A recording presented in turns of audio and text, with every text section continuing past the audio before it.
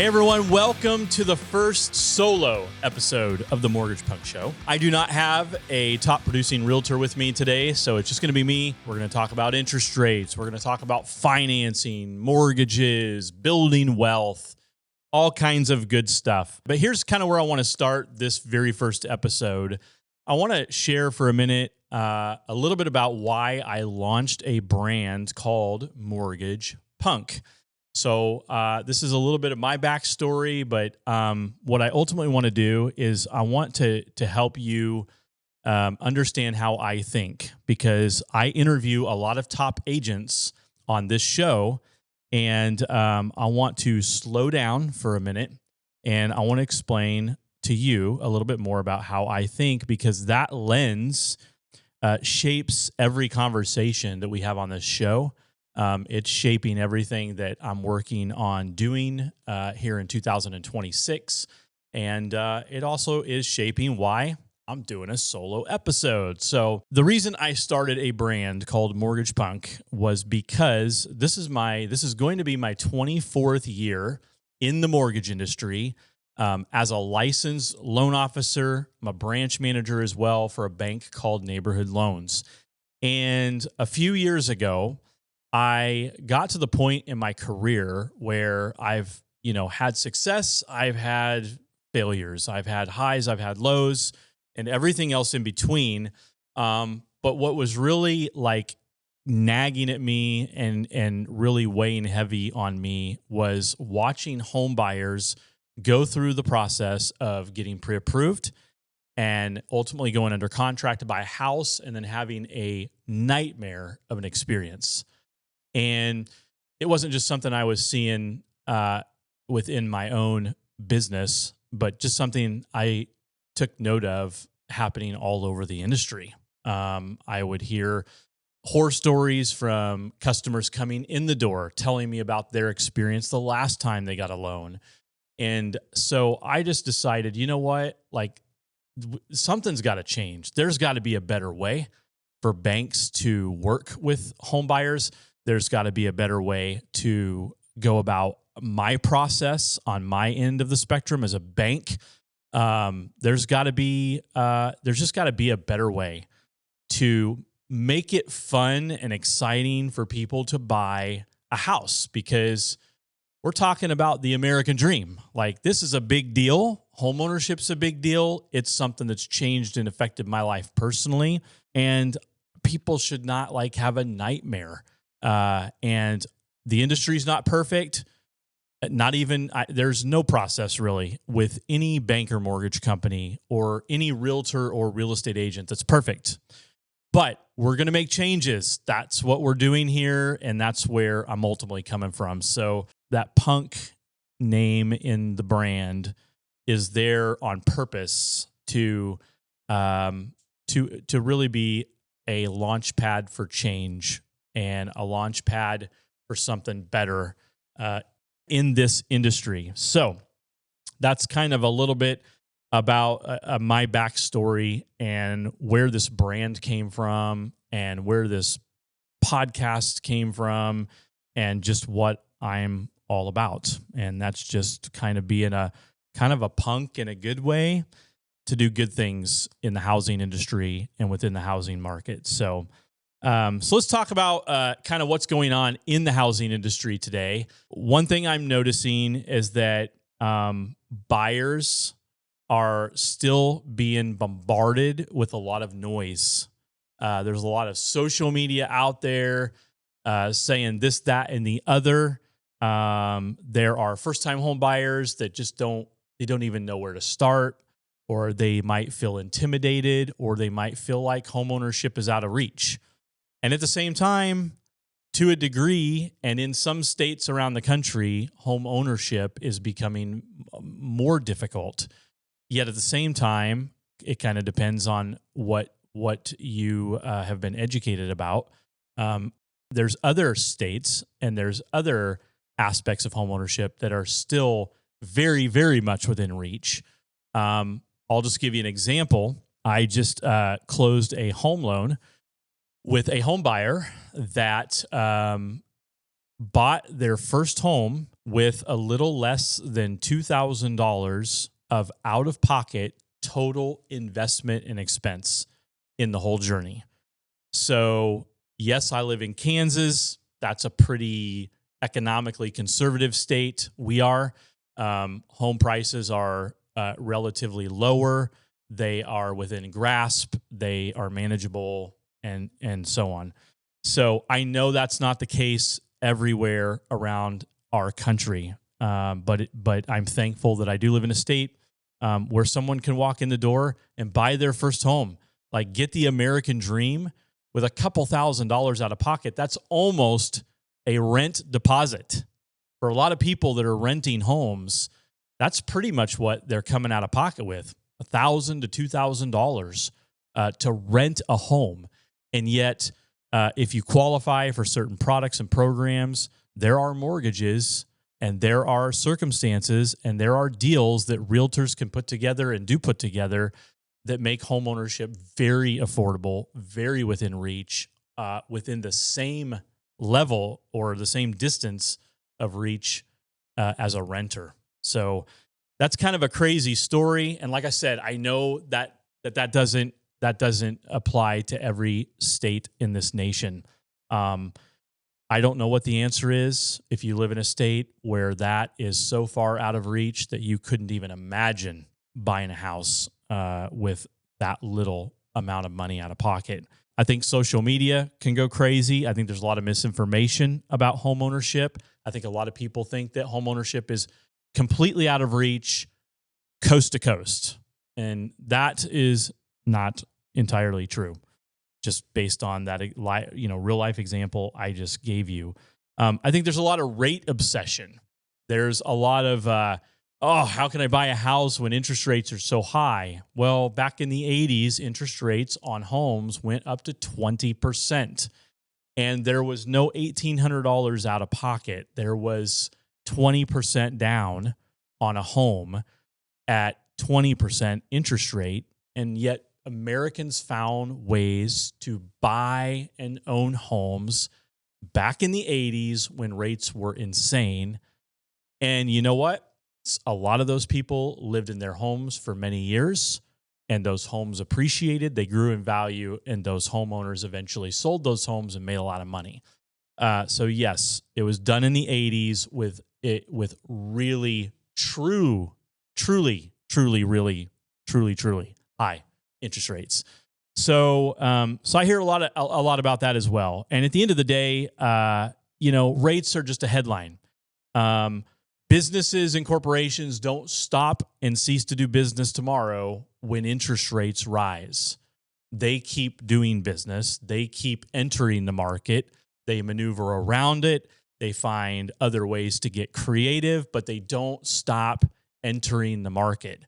And so I would say that's probably my biggest golden nugget for you as you're watching this first episode of just me doing a little bit of monologue today is don't let the news, don't let social media, don't let your lack of knowledge scare you and prevent you from your dream of owning a home, building wealth, and creating value in your life. You can work around it.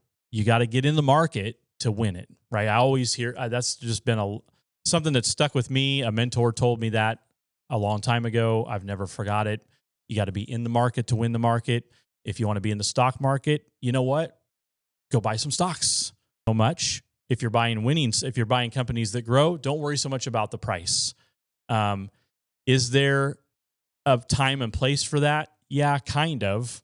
But at the end of the day, if you want to win the market, then just start buying into the market. And I feel that way about home ownership. I feel that way about interest rates. I think that no matter what year we are living in, what the housing market's doing, where interest rates are at, if you want to win in home ownership, you've got to get into home ownership, no matter what the circumstances are and no matter what's facing you. So those are some of the things that I've been kind of seeing lately in the housing industry, in the market. And at the end of the day, here's what I think will help everyone out more than anything. Really, really good, solid, honest, and transparent education. At the end of the day, I think education is the empowering tool that can take you from being a renter to a first-time home buyer, that can help you overcome whatever the interest rates are doing and what everyone's saying about them. I think that education can help empower you to put a plan together and maybe save up a small down payment to buy your first home. I think that at the end of the day, good, solid education can also help you build and establish wealth and leave a legacy for you and your family. So those are some of the concerns I've got, and I think that education is the solution. So I hope that you would take a minute to like and subscribe to this channel. Watch the Mortgage Punk Show. We're going to be coming out with all kinds of crazy stuff. It's going to be super fun, very educational, and I'll try not to make it boring for you. I hope that just my brand alone would give you a little indication that I'm going to try to not be boring. But we're going to do some fun stuff, and I want to ultimately educate and help empower you with an education that will help you just build a legacy to change the stars in your family. I don't come from a family that taught me all of these things. My parents did own a home growing up, but I didn't know a lot about that. It's not something we really talked about at the dinner table, and it's not something that really came second nature. So, I grew up in just a kind of an average middle-class family right here in Wichita, Kansas. And, I wasn't given a bunch of resources and a bunch of money. And I've really had to work my way to where I am from nothing. And I've learned a lot over the years. And so I hope to share that with you. And I hope that'll empower you to, change your destiny. I want to take a minute now to talk about home ownership. And I want to highlight a few things about home ownership that I think are super important. Number one, home ownership is the long game. Okay. One of the things I never want anyone to get the wrong impression about as they listen to me or consult with me and my team, if I'm doing a loan for you, I don't want anyone to ever get the impression that real estate is a get-rich-quick thing. It's not a get-rich-quick thing. It is a wealth-building thing, but not a get-rich-quick thing. Let me tell you the difference between wealth and get-rich-quick ideology. Let's talk about that for a minute, okay? Number one, wealth is something that does not happen overnight. It's something that slowly grows over time and doesn't necessarily satisfy instant gratification, okay? People who are wealthy aren't the same as people who are rich. Now, I have two different definitions, so that's why I'm wanting to explain these definitions to you so you understand what I'm getting at. So wealth has a lot to do with quiet discipline over time that has a reward at the end of it, okay? Rich and get rich quick type stuff is more showy, flashy. It's instant gratification. It's loaded with emptiness, like a big promise, like a cloud that doesn't deliver any rain when you're wanting it to rain. If you were in the middle of a desert, okay? That's get rich quick thinking, is that kind of stuff. It's very self-absorbed, very much I'm going to spend this on everything that I ever want type mentality, where wealth is I'm just going to work hard. I'm going to work diligently. I'm going to make good decisions. I'm going to invest my time and money in ways and in areas that will grow in value and ultimately result in a much due reward. Okay. So when it comes to home ownership, it's not, yes, I'm sure there are stories of people who bought houses in 2018 in some of the swing state markets where housing prices blow sky high and then drop through the floor and take everyone down with it. Yes, I know there are stories of homeowners who bought 1 or 2 years before a massive boom, okay? But that's not the norm, and I would never make my decision when it comes to home ownership based on that type of thinking, because that, in my opinion, is super risky and probably not very smart. If you do happen to buy a house and hit a hot button market, fantastic. Now you know the power of home ownership. But when that cycle busts, it's a whole different story. But what you need to remember is those glory stories of people who did buy right before a market jump, okay? That is what ultimately does build wealth in the long run for people who buy, let's say, in a market like we're in now. That's not really hot. It's not really cold. It's just kind of in the middle. Home ownership at the end of the day is a long game. It's the long game. It's like a 401k. You put money away, you don't spend it, you don't live on it, you set it, you forget it, you don't think about it, and it grows in value over time. Home ownership, same game. So if you are looking to make a move this year in 2026, if you're looking to own your first home, if you're looking to sell and move up, if you're looking to sell and move down, if you're an investor that is building a property portfolio, just remember, the real, true, genuine wealth comes from the long game. I heard not too long ago that one of the most successful commercial real estate tycoons in our market here in Wichita has kind of a kind of golden rule of thumb that made him so successful and wealthy. And I don't remember the exact, wording of it, but it was something like, I buy real estate and I don't sell it. I just hold on to it.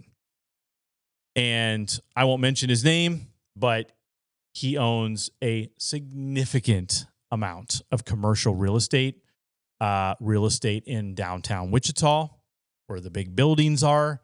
I don't know where all of his holdings are, but I'm just telling you, he's one of the most successful investors in our market, and that's his approach. That was his approach to real estate.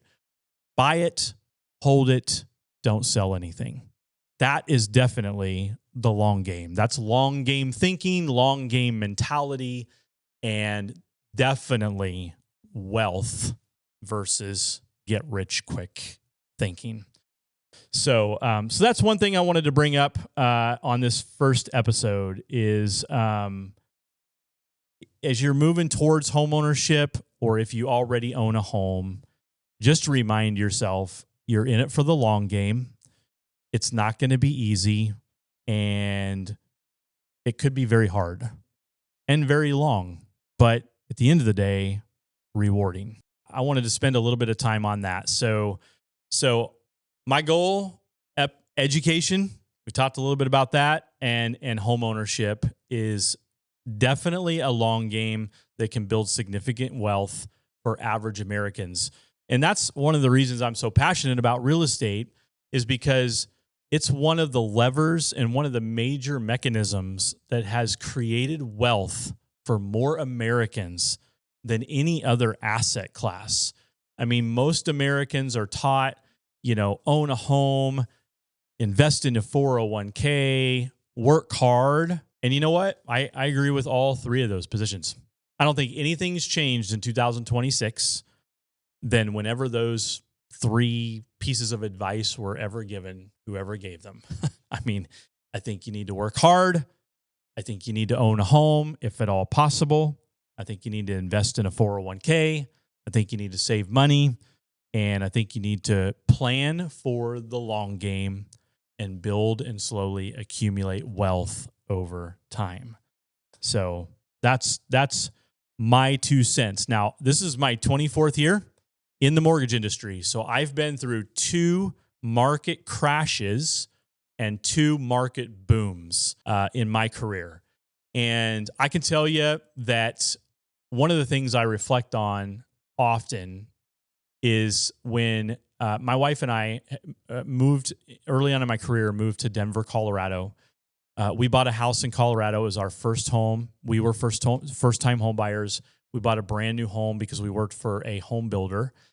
And I think we paid $285,000 for that home in Denver, Colorado. And I remember thinking at the time, this is crazy because the home prices in Colorado are so much higher than Wichita home prices, no matter what market we're in. So that freaked me out, okay? But we've been back to Denver ever since we've moved back home here to Kansas, and we drive by that house almost every time we go to Colorado. And do you know that house today, we left Colorado, I think in 2008, 2009, right around the market crash. And I think that house today sells for or is worth roughly $800,000 to $850,000. If we would have lived in Denver and stayed in Denver and lived in that house, we would have watched it go down in value because it dipped below what we bought it for before it ever went back up. But when I zoom out and look at, hindsight, which is always 2020, right? That's what I see. I'm like, goodness, if we would have been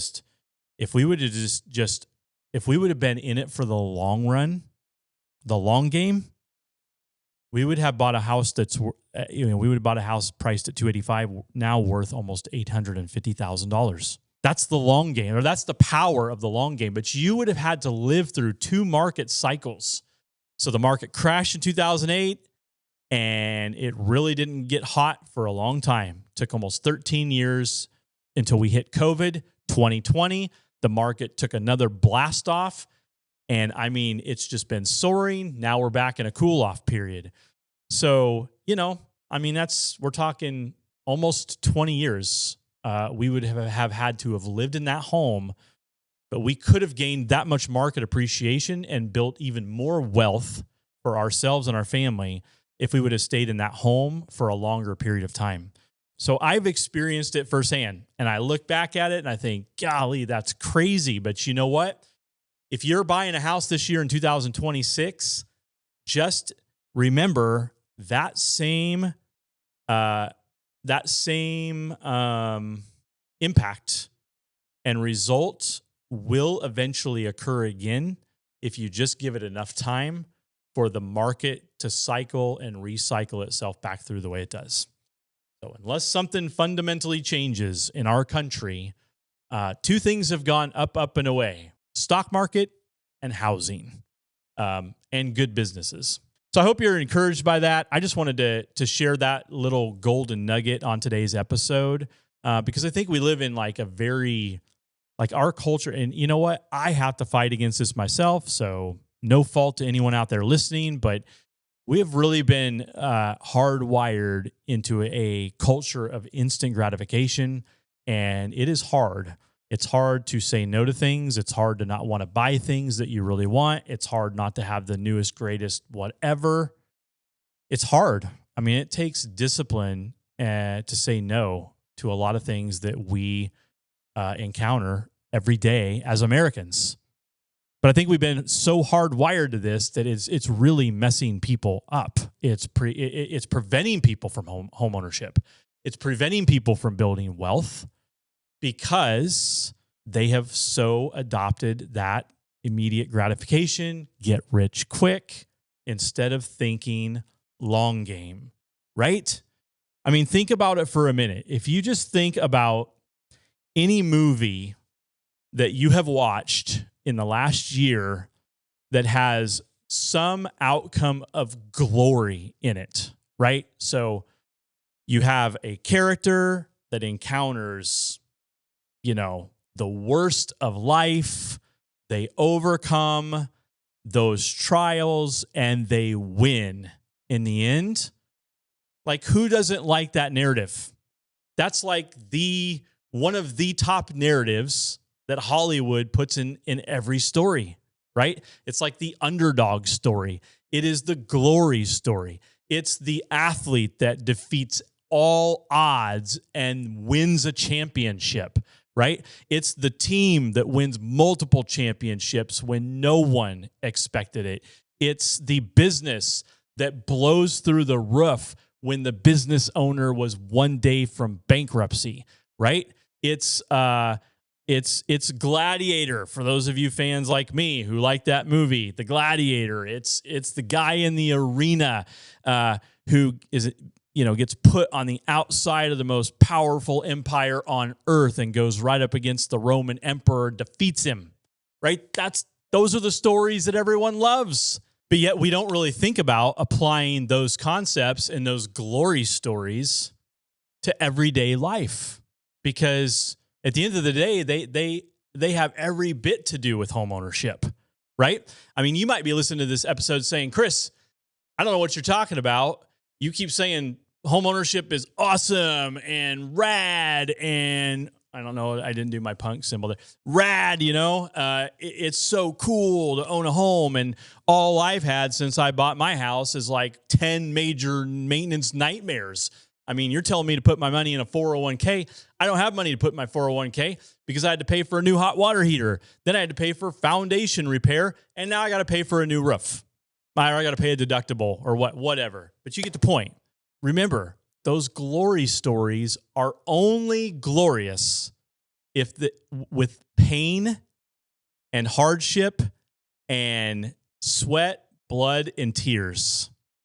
Otherwise, we don't like those stories. But no one ever really stops. I don't think anyone ever really stops and thinks about, I love glory stories, and I'm so excited to go through pain. Like, who says that? Nobody says that. Nobody wants to go through pain. I don't like pain. But glory doesn't exist without pain. There is no glory story without blood, sweat, and tears, without hard work, without setbacks, without failed expectations, without being bummed out, without sometimes just wanting to give up. There's no glory. But we love those stories because there's something about glory that is glorious. I mean, just plain and simple. Like the term speaks for itself, right? So I want you to think about that when it comes to home ownership. I want you to remember home ownership, building wealth, is the long game. The long game comes with discipline. Discipline comes with pain. Discipline comes with waiting. Now, I know you might have that friend that bought in the market 1 year before COVID and made $50,000 on their house by selling it 2 years later. Yeah, you're going to have those stories. There are always going to be people that they don't mean to, but they just happen to buy right at the right time, not knowing it. But what I want you to remember is no matter what market we're in or what cycle we're in, those booms are what cause home values to go up ultimately over time. So if you think long game, but you win the short game, fantastic. But if you think short game, you're going to be disappointed if you have to wait for that end goal that you're after, when it comes to home ownership.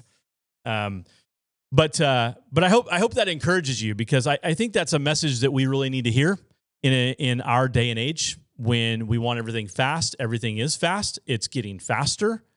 But there are just some things that are glorious that are never going to ultimately come fast or instant. And so I want you to be encouraged. I want you to go out and get in the market to win it. I want you to be excited about home ownership, even if it's hard, even if it's the long game. I want you to not give up. You got to get in the market to win the market. And I think that's really the main message I want to convey on this first solo podcast on the Mortgage Punk Show is homeownership is one of the main levers that have made more average Americans wealthy than any other asset in our country. And I want to see it change your life. I want to see it enrich and bless your family. I want to see it change your career, change your trajectory by building wealth through home ownership. But I want you to also think long game And I also want you to remember that glory doesn't come without pain, discipline, hard work, and patience. But it's very rewarding at the end of the road. So if you're out there and you're looking to re-enter the market in 2026, I want you to go with confidence. I want you to think long-term. Again, if you win short-term, fantastic. If you buy a rental property and you win the game of investing in real estate and you're not necessarily buying your primary residence, I think you should think long-term. I think you should take that golden rule that one of the most successful commercial investors in Wichita, Kansas takes and buy, hold, and don't sell anything. Just wait. Play the long game. It will build and accumulate the most wealth than any other strategy in real estate. Next week, I'll have another real estate agent producer on the show. We'll introduce you to some top performers, what they do to win, how they're winning the game, how they approach real estate, what they think about the market.